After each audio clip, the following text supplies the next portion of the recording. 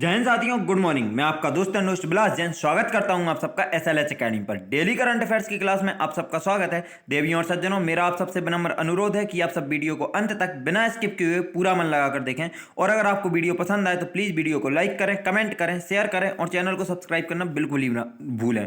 साथ ही दोस्तों bell icon press कर लें जिससे हमारी लेटेस्ट नोटिफिकेशन आपको तुरंत मिलती जाए। और दोस्तों वीडियो को अंत तक जरूर देखना क्योंकि आपको करंट अफेयर्स क्वेश्चंस के बाद वन लाइनर करंट अफेयर्स भी बताए जाएंगे। तो प्लीज़ वीडियो को अंत तक बिना स्किप किए हुए पूरा मन लगा कर देखें। अब आपका ज्यादा समय ना लेते हुए देखते हैं आज का पहला प्रश्न। आज का पहला प्रश्न है, निम्न में से किस कंपनी ने हाल ही में याहू इंक खरीदने के लिए 44.6 बिलियन डॉलर का ऑफर दिया है? तो दोस्तों आपके ऑप्शन है A Facebook, B Google, C Microsoft और डी आईबीएम। तो दोस्तों आपको बता दें कि माइक्रोसॉफ्ट ने हाल ही में याहू इंक खरीदने के लिए 44.6 बिलियन डॉलर का ऑफर दिया है। यह ऑफर लगभग 3.3 लाख करोड़ रुपए का है। इस डील की दम पर दोनों कंपनियां गूगल के लिए चुनौती खड़ी कर सकती हैं। याहू ने कहा कि उसका बोर्ड इस ऑफर पर विचार कर रहा है और 70 करोड़ यूजर बेस वाली याहू के शेयर की कीमत इस समय लगभग 48% बढ़कर 28.33 डॉलर लगभग 2090 रुपए हो गई है। तो एक शेयर की कीमत याहू के 2090 रुपए है वर्तमान में। और दोस्तों अगर हम माइक्रोसॉफ्ट की तरफ नजर डालें तो माइक्रोसॉफ्ट की स्थापना हुई है 4 अप्रैल 1975 को और इसके संस्थापक हैं बिल गेट्स और पॉल एलन। दोस्तों माइक्रोसॉफ्ट का मुख्यालय वॉशिंगटन डीसी संयुक्त राज्य अमेरिका में स्थित है। देखते हैं आज का अगला प्रश्न। आज का अगला प्रश्न है, सशस्त्र बलों ने कोविड रोगियों के मानसिक स्वास्थ्य के लिए कौन सा ऑपरेशन लॉन्च किया है? आपके ऑप्शन है ए कोजीत, बी हितोपदेश, सी कोविन और डी साथी। तो दोस्तों आपको बता दें सशस्त्र बलों ने कोविड रोगियों के मानसिक स्वास्थ्य के लिए कोजीत नाम से एक ऑपरेशन लॉन्च किया है। सशस्त्र बलों ने भारत में चिकित्सा प्रणाली को मजबूत करने और ऑक्सीजन आपूर्ति श्रृंखलाओं की तरह एंटी कोविड-19 प्रयासों की सहायता के लिए ऑपरेशन कोजीत शुरू किया है। दोस्तों याद रखना, अगर आपसे पूछा जाए कोजीत किसके द्वारा शुरू किया गया है तो सशस्त्र बलों द्वारा शुरू किया गया है। इसमें आपको मंत्रालय के नाम भी ऑप्शन में दिए जा सकते हैं कंफ्यूज करने के लिए। तो आपको यह याद रखना है कि सशस्त्र बलों द्वारा कोजीत नाम से ऑपरेशन लॉन्च किया गया है। इनके साथ कोजीत लोगों की मानसिक स्वास्थ्य को सुनिश्चित करने के लिए भी उपाय करता है। देखते हैं आज का अगला प्रश्न। आज का अगला प्रश्न है, यूनेस्को विश्व प्रेस स्वतंत्रता पुरस्कार 2021 सम्मान से किसे सम्मानित किया गया है? आपके ऑप्शन है ए बॉब वुडवर्ड, बी मारिया रेसा, सी सुधीर चौधरी और डी लेस्टर होल्ट। तो दोस्तों आपको बता दें यूनेस्को विश्व प्रेस स्वतंत्रता पुरस्कार 2021 सम्मान से मारिया रेसा को सम्मानित किया गया है। दोस्तों बहुत अच्छे से याद रखना है यह सम्मानित किसको किया गया। मारिया रेसा को यूनेस्को गुइलेर्मो कैनो विश्व प्रेस स्वतंत्रता पुरस्कार के 2021 पुरस्कार विजेता के रूप में नामित किया गया है। $25,000 का पुरस्कार यूनेस्को के अनुसार विशेष रूप से खतरे की स्थिति में प्रेस स्वतंत्रता की रक्षा या संवर्धन में उत्कृष्ट योगदान की मान्यता को देता है। याद रखना दोस्तों किसे दिया गया है यह पुरस्कार, आपको नाम बहुत अच्छे से याद रखना है। मारिया रेसा को दिया गया है।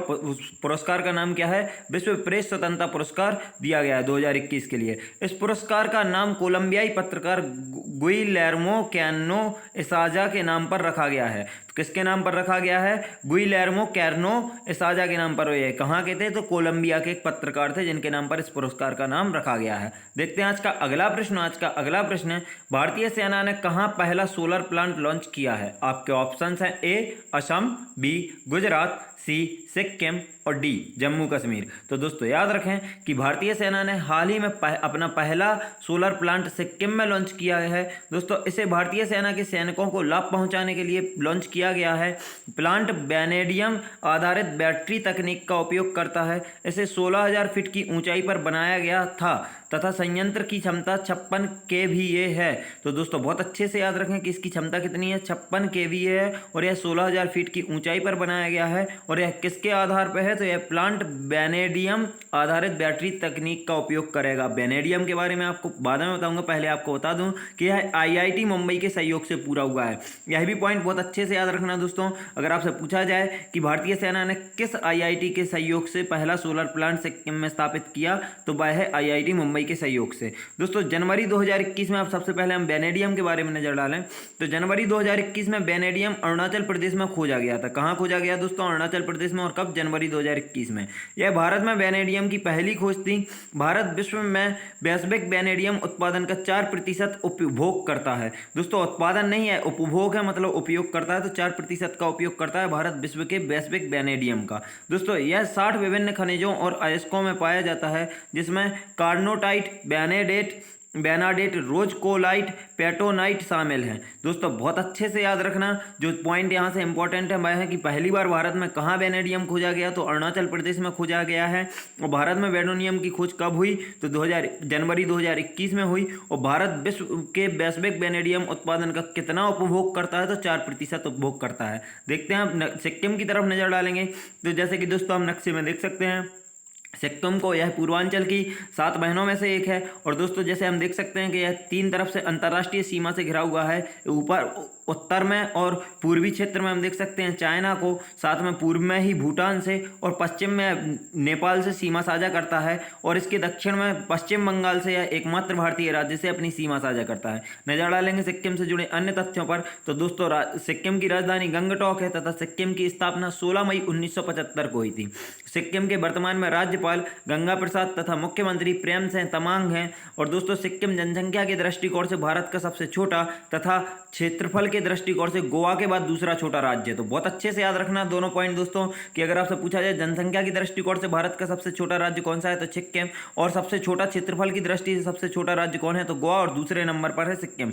दोस्तों अगर हम सिक्किम की नदियां देखें तो यहाँ पे प्रमुख 3 नदियां हैं, तीस्ता, चोलामू और रंगीत यहाँ की प्रमुख 3 नदियां हैं। साथ ही दोस्तों याद रखें कि सिक्किम में पाक्योंग एयरपोर्ट एक एयरपोर्ट है, जो सिक्किम का पहला और देश का 100वां एयरपोर्ट है। बहुत अच्छे से याद रखें, अगर आपसे पूछा जाए कि भारत का 100वां एयरपोर्ट कौन सा है, तो पाक्योंग एयरपोर्ट, और यह कहाँ है, तो सिक्किम में, जो कि सिक्किम का पहला एयरपोर्ट है। बहुत अच्छे से अगर हम सिक्किम में स्थित दर्रे देखें दोस्तों, तो नाथुला दर्रा, जलेपला दर्रा का निर्माण कौन करता है, तो तीस्ता नदी द्वारा होता है। बहुत अच्छे से याद रखें, 2 प्रमुख दर्रे हैं सिक्किम में, कौन से, नाथुला दर्रा और जलेपला दर्रा। दोस्तों अगर सिक्किम में स्थित राष्ट्रीय उद्यान देखें तो कंचनजंगा राष्ट्रीय उद्यान और खंगचेंदजोंगा राष्ट्रीय उद्यान यहाँ के प्रमुख 2 राष्ट्रीय उद्यान है। तो कंचनजंगा राष्ट्रीय उद्यान और खंगचेंदजोंगा राष्ट्रीय उद्यान यहाँ के प्रमुख राष्ट्रीय उद्यान सिक्किम के हैं। अब सिक्किम में एक झील भी है दोस्तों, झील का नाम क्या है, चो लहामू झील, और यह सिक्किम के उत्तरी भाग में 1800 फीट की ऊंचाई पर स्थित है, जो भारत की सबसे ऊंची झील है।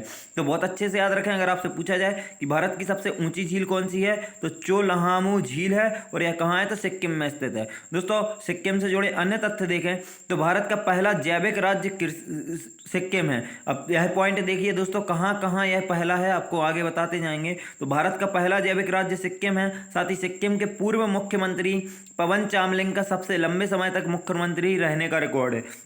तो अगर आपसे पूछा जाए कि मुख्यमंत्री के पद पर रहने का सबसे लंबे समय तक रहने का रिकॉर्ड किसके नाम है, तो पवन चामलिंग के नाम है, जो कि सिक्किम के पूर्व मुख्यमंत्री हैं। अब नजर डालेंगे दोस्तों सिक्किम से जुड़े अन्य तथ्यों पर, तो सिक्किम की रोचक बातें देखें, जैसे कि सिक्किम स्थित कंचनजंगा राष्ट्रीय उद्यान को प्राकृतिक एवं सांस्कृतिक धरोहर के तौर नामांकन की तमाम योग्यताएं पूरी करने के लिए यूनेस्को की विश्व धरोहर सूची में मिले जुले वैश्विक धरोहर स्थल, दोस्तों बहुत अच्छे से याद रखें, मिले जुले वैश्विक धरोहर स्थल के रूप में शामिल किया गया है।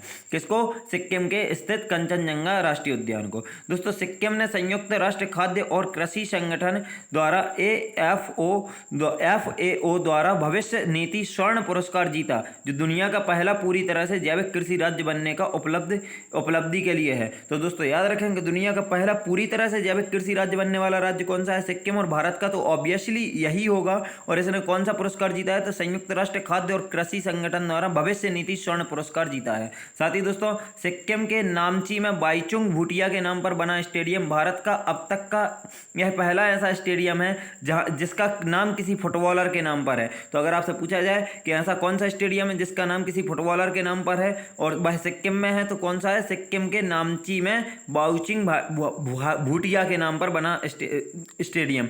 इसके दोस्तों आखिरी पॉइंट देखें तो 2022 तक यूनिवर्सल बेसिक इनकम को लागू करने वाला सिक्किम देश का पहला राज्य होगा। तो दोस्तों यूनिवर्सल बेसिक इनकम को लागू करने वाला देश का पहला राज्य कौन होगा, सिक्किम। और कब होगा यह, 2022 तक। देखते हैं दोस्तों आज का अगला प्रश्न है international day of the midwifes हर साल किस तिथि को मनाया जाता है। आपके ऑप्शन है A 1 May, B 3 May, C 4 मई और डी 5 मई। तो याद रखें दोस्तों, international day of the midwifes हर साल 5 मई को मनाया जाता है। दोस्तों 1992 के बाद से हर साल 5 मई को international day of the midwives मनाया जाता है। तो दोस्तों कब से मनाया जाता है? 1992 से। बहुत अच्छे से याद रखना। यह दिन मिडवाइफ्स के काम को समर्पित है और माताओं एवं उनके नवजात शिशुओं को प्रदान की जाने वाली आवश्यक देखभाल के लिए मिडवाइफ्स की स्थिति के बारे में जागरूकता बढ़ाने के लिए मनाया जाता है। International day of the midwives 2021 के लिए थीम बहुत अच्छे से याद रखना दोस्तों। थीम पूछी जाती है follow the data, invest in midwives. बहुत अच्छे से याद रखें दोस्तों। अगर आपसे पूछा जाए international day of the midwives की थीम क्या थी 2021 में, तो follow the data, invest in midwives इसकी थीम थी दोस्तों। इसके साथ अगर किसके द्वारा मनाया जाता है तो आपको पता है इंटरनेशनल कॉन्फेडरेशन ऑफ मिडवाइफ्स द्वारा मनाया जाता है, जिसके अध्यक्ष फ्रैंका केडी हैं और इसका मुख्यालय हैग नीदरलैंड में स्थित है। दोनों चीज़ें बहुत अच्छे से याद रखें। इंटरनेशनल कॉन्फेडरेशन ऑफ मिडवाइफ्स के अध्यक्ष फ्रैंका केडी तथा मुख्यालय हैग नीदरलैंड में स्थित है। देखते हैं आज का अगला प्रश्न। आज का अगला प्रश्न है वर्ल्ड स्नूकर चैंपियन 2021 कौन बने हैं? आपके ऑप्शन है A David Walter, B Sean Murphy, C Mark Selby और डी जोसेफ बॉन्स। तो दोस्तों याद रखें world snooker champions Mark Selby बने हैं 2021 के। स्नूकर में अंग्रेजी पेशेवर खिलाड़ी मार्क सेल्बी चौथी बार विश्व स्नूकर चैंपियन बने हैं। तो दोस्तों कौन सी बार बने हैं स्नूकर चैंपियन? चौथी बार। उन्होंने एक पेशेवर स्नूकर टूर्नामेंट के में साथी दोस्त शॉन मर्फी को 18-15 से हराकर चैंपियनशिप का खिताब जीता, जिसका आयोजन 17 अप्रैल से 3 मई 2021 तक इंग्लैंड के शेफील्ड में क्रूशविल थिएटर में हुआ था। दोस्तों बहुत अच्छे से यह लाइन दोबारा पढ़ूंगा, आप याद रखना। आयोजन कब हुआ है वर्ल्ड स्नूकर चैंपियनशिप का? तो 17 अप्रैल से 3 मई तक कहाँ हुआ है? तो इंग्लैंड के शेफील्ड में क्रूशविल थिएटर में हुआ है। और दोस्तों अगर मार्क सेल्बी के अगर चैंपियन पूछे जाएं कि कब कब जीते हैं, तो इससे पहले सेल्बी ने 2014, 2016, 2017 और 2021 में चैंपियनशिप खिताब जीता है। तो 2021 में इनका चौथा है और 2014 में इनका पहला खिताब था। देखते हैं आज का अगला प्रश्न। आज का अगला प्रश्न है विश्व हाथ स्वच्छता दिवस हर साल किस तिथि को मनाया जाता है? आपके ऑप्शन है ए 1 मई, बी 4 मई, सी 5 मई और डी 6 मई। तो दोस्तों याद रखें विश्व हाथ स्वच्छता दिवस हर साल 5 मई को मनाया जाता है। विश्व स्वास्थ्य संगठन द्वारा विश्व भर में लोगों के बीच जागरूकता बढ़ाने के लिए कई गंभीर संक्रमणों को दूर करने में हाथों की स्वच्छता के महत्व के बारे में जागरूकता बढ़ाने के लिए इस दिवस का आयोजन किया जाता है। तो किसके द्वारा आयोजन किया जाता है दोस्तों? विश्व स्वास्थ्य संगठन मतलब WHO द्वारा। नजर डालेंगे WHO की तरफ, तो वर्तमान में WHO के महानिदेशक टेड्रोस अधानोम है तथा इसका मुख्यालय जेनेवा स्विट्जरलैंड में स्थित है। और अगर आपसे WHO मतलब विश्व स्वास्थ्य संगठन की स्थापना पूछी जाए तो 7 अप्रैल 1948 को विश्व स्वास्थ्य संगठन की स्थापना हुई थी। देखते हैं आज का अगला प्रश्न। आज का अगला प्रश्न है हाल ही में किस राज्य सरकार ने कोरोना संकट को देखते हुए अगले 2 महीने कार्ड धारकों को मुफ्त राशन एवं ऑटो टैक्सी चालकों को 5,000 रुपए की सहायता देने की घोषणा की है? आपके ऑप्शन है ए बिहार, बी पंजाब, सी दिल्ली और डी तमिलनाडु। तो दोस्तों बता दें हाल ही में दिल्ली सरकार ने कोरोना संकट को देखते हुए अगले 2 महीने कार्ड धारकों को मुफ्त राशन एवं ऑटो टैक्सी चालकों को 5,000 रुपए की सहायता देने की घोषणा की है। दिल्ली सरकार 72 लाख राशन कार्डधारियों को 2 महीने का फ्री राशन देगी। साथ ही मुख्यमंत्री अरविंद केजरीवाल ने घोषणा की कि दिल्ली में जितने भी ऑटो और टैक्सी चालक हैं उन्हें 5,000 रुपए दिए जाएंगे, इसकी मदद दी जाएगी। दोस्तों नजर डालेंगे अगर दिल्ली की तरफ, तो दिल्ली के वर्तमान में उपराज्यपाल अनिल बैजल है। बहुत अच्छे से याद रख लें दोस्तों, पूछे जाने के चांसेस हैं कि दिल्ली के उपराज्यपाल कौन है। तो दिल्ली के उपराज्यपाल अनिल बैजल हैं, मुख्यमंत्री अरविंद केजरीवाल हैं तथा दिल्ली की स्थापना 1 फरवरी 1992 को हुई थी केंद्र शासित प्रदेश के तौर पर। और दोस्तों यह भारत की राजधानी है। देखते हैं आज का अगला प्रश्न। आज का अगला प्रश्न है किस राज्य सरकार ने हाल ही में गोपबंधु समृद्धिका स्वास्थ्य बीमा योजना लॉन्च की है? आपके ऑप्शन है ए ओडिशा, बी पंजाब, सी दिल्ली और डी तमिलनाडु। तो दोस्तों याद रखें कि हाल ही में उड़ीसा राज्य सरकार ने हाल ही में गोपबंधु समृद्धिका स्वास्थ्य बीमा योजना लॉन्च की है। दोस्तों ओडिशा राज्य के कार्यरत पत्रकारों को अग्रिम पंक्ति के कोविड-19 योद्धा घोषित किया गया है और यह घोषणा गोपबंधु समृद्धिका स्वास्थ्य बीमा योजना के तहत की गई थी।